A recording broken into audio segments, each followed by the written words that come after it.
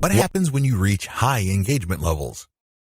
A lot of people who are getting on Twitter measure their success based on three things. One, according to one school, you measure your success based on how much raw traffic you can pull from Twitter. Ultimately, this is the right answer because, at the end of the day, you need traffic to get conversions. There's no way around this fact. You can talk a big game about branding. You can talk a good game about becoming an authority. This is all well and good, but until and unless they translate to real traffic, you're not going to make money. You have to get real visitors to make money on the internet. But using this metric as your sole metric is going to be a problem. Why? Normally, you have to build a very high level of engagement and high level of authority for you to get a sizable volume of direct traffic from Twitter. The good news is that the traffic that you do tend to get would be qualified traffic. These are people who are not curiosity seekers. These are people who have nothing else better to do than to click random links. These are usually people who are interested in whatever it is you are saying, and by extension, whatever it is you are promoting. Another way to measure success on Twitter is the number of retweets you get. Again, this is good because it ultimately leads to traffic. However, in itself, it doesn't really lead to much. The same applies to people clicking the heart button that they like your stuff. They favorite your stuff. That is all good. It definitely is a great boost to the ego. But until it translates to traffic, it's really not worth much. Here's my answer. The obvious answer, of course, is traffic. But before we get to traffic, focus on engagement level. Try to get your engagement levels up. This means people are paying attention. This means people view you as an actual credible and authoritative expert. This means influence.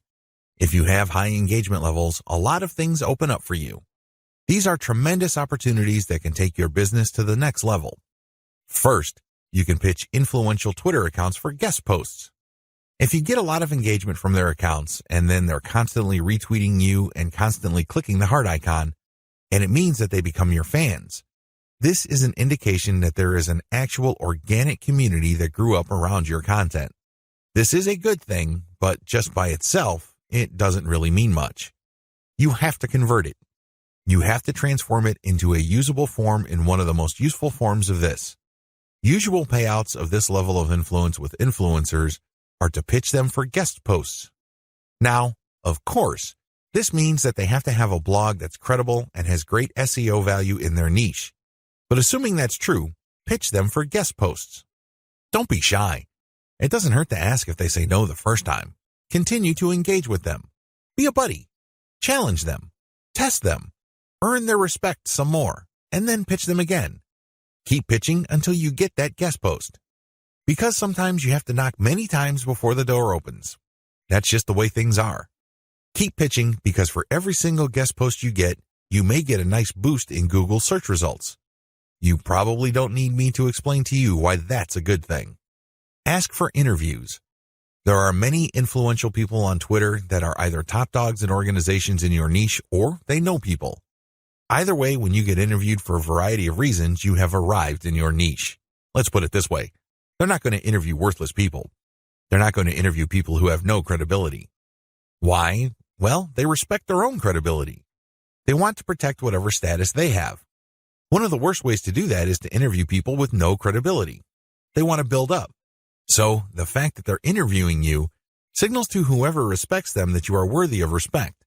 It signals to people that you are credible, that you are worth following. It tells people in so many ways what you have to say counts for something. This is a big deal. How come? You can leverage this interview that you've got as proof of your expert status.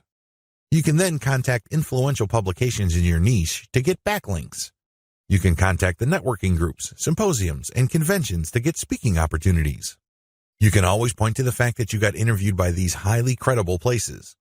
Another advantage you can get when you put in the time to manually engage with truly influential people involves blogging roundtables. Blogging roundtables are basically group interviews. The person holding the roundtable would come up with a general topic. For example, they're talking about general SEO trends in 2018, and then hit up a large number of people for their interviews, knowing full well only a small fraction would respond. If you get invited to turn in your feedback, you get a nice link. Imagine if the Blogger Roundtable was being held on the premier website in your niche. Again, it doesn't take a genius to figure out the dynamite SEO potential of this opportunity. Build a high-influence retweet circle. This final benefit escapes a lot of marketers. In fact, even Twitter marketers may be completely blind to this. This is one of the biggest benefits of manual engagement with influential people on Twitter can ever deliver. When you get these people to think that you are credible and that you are an expert in your own right. Eventually, you can count on some of them to automatically retweet your stuff. This is a big deal.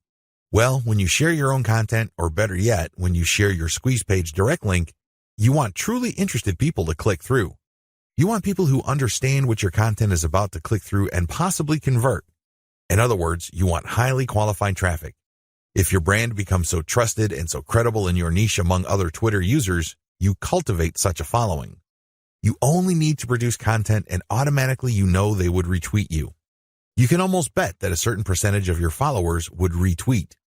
This can then lead to your content being seen by more of their followers, which can lead to highly qualified direct traffic. Don't neglect this benefit. Unfortunately, a lot of people do because this benefit grows very slowly. It also starts at a very low level. But of all the benefits, this is probably the most potent.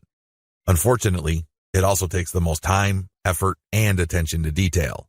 However, if you properly cultivate this, the direct traffic benefits and conversions you would get from being a part of a retweet circle will outweigh and will pay for all your costs. You can take this to the bank.